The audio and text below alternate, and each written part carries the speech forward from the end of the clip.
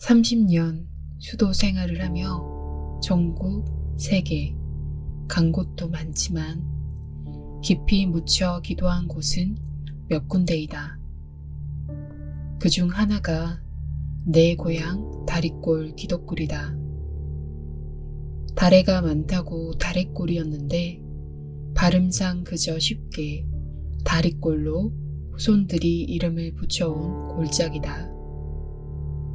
다리골 기독굴은 일본이 통치하던 1905년부터 1945년 사이에 금을 캐기 위해 파들어간 굴이다. 깊지는 않지만 외부 사람들을 피해 기도하며 책을 볼 수 있는 조용한 굴이다. 내가 살고 있는 시골집에서 약 1.5km 떨어진 굴이라 낮에 일을 하고 가도 부담이 없는 거리였다. 온종일 피곤하게 일하고 씻고 닦고 저녁을 먹은 후 기도하러 가기에 거리상 좋았다.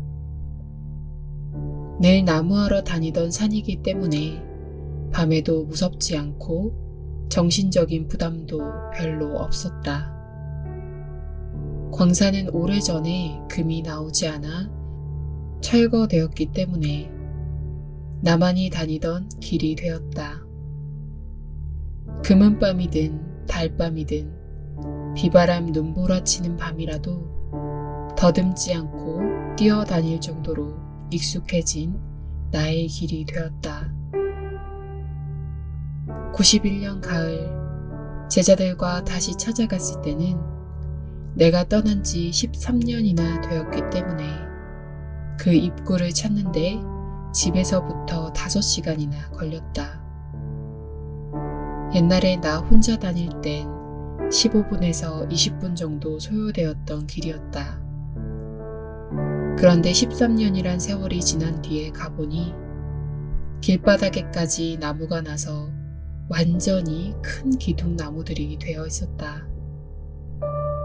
그리고 달의 넝쿨과 잡초들로 꽉 뒤엉켜 있었다. 제자들과 온종일 잡초를 제거하고 굴 입구를 찾았으나 도무지 찾을 수가 없어서 굴이 완전히 허물어졌구나 생각하고 틀렸구나 하고 있는데 동생 규석이가 옆에서 굴 입구가 여기 있다 하면서 찾았다고 소리를 질렀다. 그래서 가보니 정말 내가 다니던 옛 굴 입구였다. 하마터면 찾지 못하고 그냥 돌아갈 뻔했다. 잡초와 엉겅퀴로 뒤덮여 도저히 알 수가 없었기 때문이다. 제자들과 굴에 기어들어가 보니 굴이 크게 무너져 있고 내가 기도하던 장소만 겨우 남아 있었다. 결국 굴 보수 작업을 청주, 대전, 그 외 사람들이 한 달 동안 했다. 마지막 작업을 청주 사람들이 하게 되었는데 그들을 불러 미리 조심하라고 당부를 했다. 그리고 교육자 최경신 목사를 불러 너는 일을 하지 말고 현장 감독을 맡아 호각을 입에 물고 있다가 작업 중에 이상한 소리가 나거들랑 비상 호각을 불어 즉시 굴에서 나오게 하라고 했다. 얼마 지나지 않아 나에게 작업 중 굴이 크게 무너져 내렸다는 소식이 들려왔는데 그 소식을 듣고 가슴이 쿵 내려앉는 충격을 받았다. 하지만 불꽃 같은 눈으로 밤낮 살피시는 하나님께서 이에 함께하사 작업하던 사람들이 무사했다. 그 후 자초지종을 알고 보니 최경신 목사가 나의 말을 생명시하여 현장 감독으로 호각을 입에 물고 지키고 있었는데 굴 천장에서 뚜둑하며 무섭고 섬찟한 소리가 났다는 것이었다.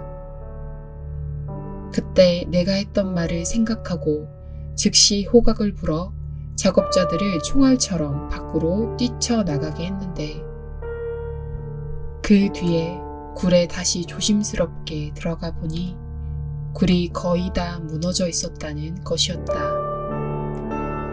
만일 최경신 목사도 그들과 같이 일만 했다면 그 소리를 못 들었을 것이고 12명이 다 즉사할 뻔했던 것이다. 그 작업을 하기 전에 내 말은 생명이니 평생 동안 명심하고 지키라고 했었는데 만일 그때 내게 마지막 굴 작업하는 것을 보고하지 않고 하여 나로부터 하나님의 계시를 못 받고 이랬더라면 유명을 달리했을 것이다. 기독굴 이야기가 나올 때면 지금도 그 섬찟했던 사건을 간증하며 우리 곁에 살아계신 하나님을 감격해 한다. 그 후 이를 계기로 대림교회, 현 신림교회 목사를 누구에게 맡겨야 하나 생각했을 때 영감에 기독굴 사건이 생각나 절대 순종하는 최경신 목사를 임명하여야겠다 생각했다. 기도로 확인을 한 후 응답을 받고 글을 보냈다. 이처럼 평소 신앙을 중심하여 평소 때에 찾아 쓴다는 것이다. 이러한 뒷사연도 있는 다리꼴 기독굴은 나의 수도 생활에 있어서는 뜻이 얽힌 곳이다. 계속하여 기독굴 수도 생활 이야기를 하겠다.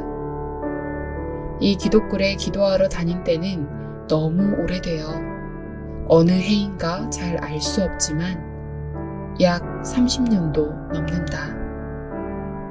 날짜는 확실히 모르지만 내가 장본인이니 그곳에서 일어났던 일들을 순서는 뒤바뀌어도 까마득히 생각이 나는 대로 틈틈이 써서 우선 역사의 자료로 남기기 위해 이렇게 기록한다. 한 번은 기독굴에서 새벽까지 기도를 하고 굴에서 나와 사방을 쳐다보고 있는데 1000m나 멀리 떨어진 산꼭대기에서 큰 불덩이가 훤히 보였다. 이상하여 소리를 마구 질렀다. 그놈이 새벽 미명에 인삼 도둑같이 보였다. 알고 보니 호랑이 불이었다. 1970년 봄, 아직 찬바람이 불고 산골짜기 바위에 흘러내리던 물이 얼어붙어 바위가 흐연한 때였다. 그때 초봄에 창조의 비밀을 깨달았는데 그동안 창세기 2장 8절로부터 17절까지를 읽고 선악과와 생명나무에 관한 의문을 풀지 못해 이것을 알고자 오래전부터 기도하며 몸부림을 쳐왔다. 선악과와 생명나무, 과연 무엇을 두고 말했을까? 오늘날에는 그 나무와 열매가 없는 것인가? 하고 하늘의 하나님, 예수님, 성령님께 묻고 성경의 수백 군데를 다 뒤지며 기도했었다.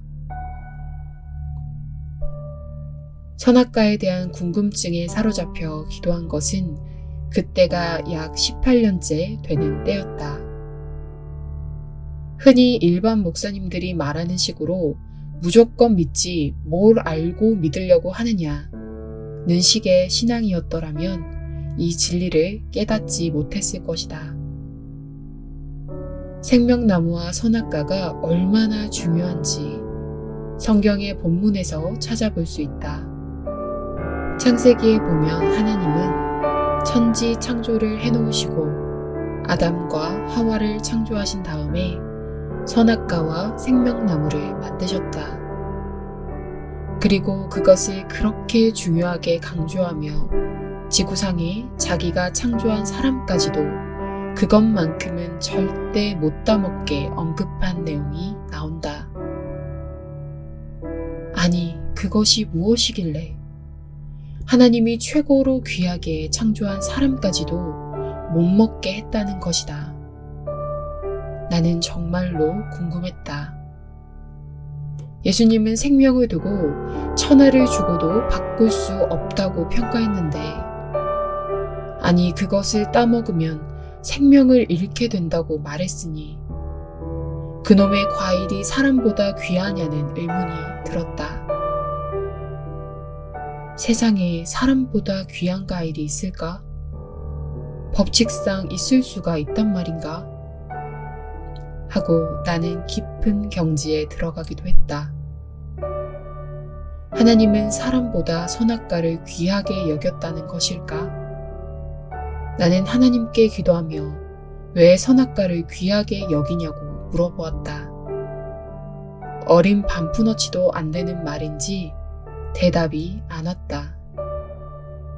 하나님은 왜 자기가 귀히 창조한 자들이 따먹으면 죽을 과일을 만들었을까? 정말 이치가 안 맞는 일이었다. 과일을 따먹고 타락되어 온 인류가 하늘의 미움을 받게 되고 저주를 받는 후손들로 남아지게 되었으니 이 선악과에 대한 내용을 알면 궁금하게 생각지 않을 자가 없다. 정말 성경을 믿는 자라면 모두 불가사의한 일이라고 할 것이다. 창세기 3장 16절에는 선악과를 따먹은 후 잉태한 고통을 받게 되었다는 성경 구절이 나온다. 선악과를 따먹은 후 잉태한 고통이 왔다? 세상에 어떤 과일이 먹으면 임신되는 과일이 있을까? 현 세상의 사람들이 알고 있는 상식으로는 먹으면 임신되는 과일은 없다. 고로 잉태와 임신을 말한 것을 보면 분명 이성적인 단어임이 틀림없었다. 그러면 이성적인 단어라면 분명 비유의 단어이겠구나 하고 나는 깨닫게 되었다. 창세기 2장 8절 이하를 깊은 경지에 빠져서 오랜 기간 동안 기도하던 가운데 결국 깨닫게 된 것이다. 창세기 2장 8절 이하를 보면 생명나무와 선악과가 나오고 아담과 하와 이야기, 즉 남자와 여자 이야기가 나온다. 인간을 과일나무로 비유한 것을 깨닫고 이것이다. 생명나무는 아담을 가리켜 비유했구나. 남녀가 이성적 행위를 할 때 잉태됨을 3장 16절에서 말했고 2장 17절에 따먹으면 죽는다는 것은 하나님이 자기가 창조한 자들에게 이성의 법을 정해놓고 그 법을 지키지 못하면 사건적으로 볼 때 죽는다는 표현을 쓴 단어이구나. 이것을 깨닫고 이것이 틀림없다고 나는 굴 속에서 고함을 지르면서 외쳤다. 가정에서도 어린 나이에 이성관계는 부모가 엄히 다루고 있다. 그와 같이 하나님도 그러했다는 영감과 감동이 나에게 크게 부딪혔다. 선악과는 하와를 말하고 생명나무는 남자, 곧 아담이구나. 따먹지 말라는 것은 취하지 말라는 뜻이구나. 이렇게 상식적인 단어임을 깨닫게 되었던 것이다. 고린도전서 15장 45절에서 첫사람 아담은 산 영이라 했고 마지막 아담은 살려주는 영이라고 했다. 곧 예수님을 후아담이라고 칭했다.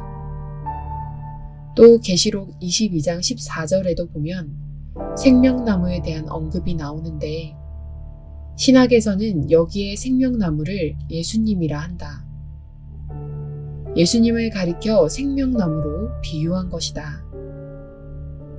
고로 전 아담인 에덴 동산의 아담을 생명나무로 칭했음이 틀림없고 아담 앞에 하와를 선악과로 혹은 선악을 구분하는 열매로 칭함은 어디 갈 데가 없는 확실한 말씀이다.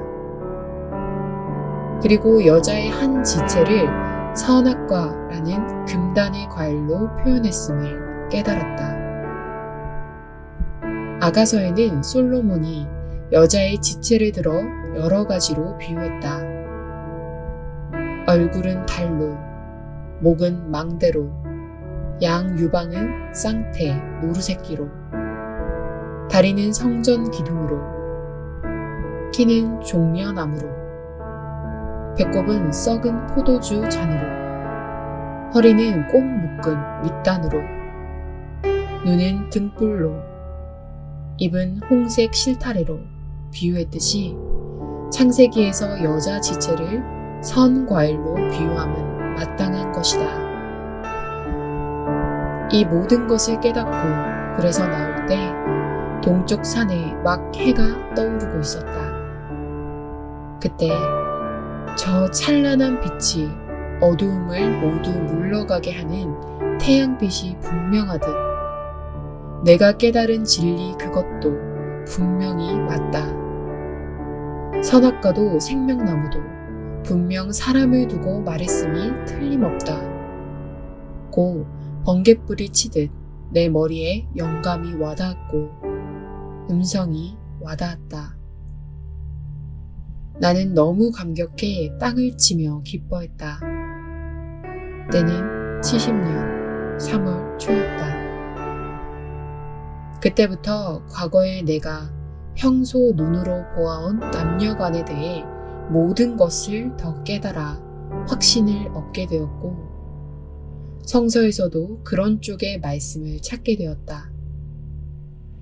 광야에서 이스라엘 민족이 가늠하다 하루에 23,000명이 죽었고 소돔 땅은 음란으로 인해 심판을 받았으며 창세기 6장을 보면 노아 때의 홍수의 원인이 나오는데 하나님이 허락치 않은 사랑을 하게 되면 영원히 함께하지 않는다고 했다. 유다서에 보면 천사가 타락한 것도 이성적 타락으로 인한 것이라고 했다. 이와 같이 성서에서 보듯 인간의 타락의 근본은 모두 이성임을 깨닫게 되었다. 그리고 하나님께서 내가 월남의 파월에 있는 동안 이성적으로 아이에 개방되어 있었음에도 불구하고 1차, 2차의 3년 6개월 동안 이성을 지켜준 기적. 이 모두가 절대적인 뜻이 있었기 때문임을 깨닫게 되었다. 다리꼴 기도꼴 거기에서 깊은 경지에 도취해 이 비밀을 깨달았다. 이 의문스러운 문제를 깨달으려고 겸비케 하기로 결심한 때부터 약 18년이 흐른 뒤 깨달았던 것이다. 잘못 알고 있는 진리를 바로 깨닫기가 얼마나 어려운지 서란풍의 생화송이를 보는 것 같이 힘들고 어려웠다. 덮인 눈 위에 향기가 나는 꽃이 있다면 그 얼마나 기쁘고 신기하겠는가. 누구든지 신기하고 기이함을 느낄 것이다. 나도 이 진리를 깨닫고 그와 같은 기쁨을 맛보았다. 이 모든 것을 천하의 누구에게라도 말하지 말고 간직하라고 엄명했다. 그리고 주님은 나 예수가 아니라고 해도 믿지 말고 오직 이 복음을 전하는 때가 오면 나의 명을 받고 전하라 고 했다. 창세기 2장 8절에서 17절까지의 의문을 깨달은 것은 한날에 깨달은 것이 아니라 정확한 날짜를 알 수가 없다. 아무튼 이 의문은 한 역사를 두고 깨달은 태양 같은 빛의 진리 말씀이었다.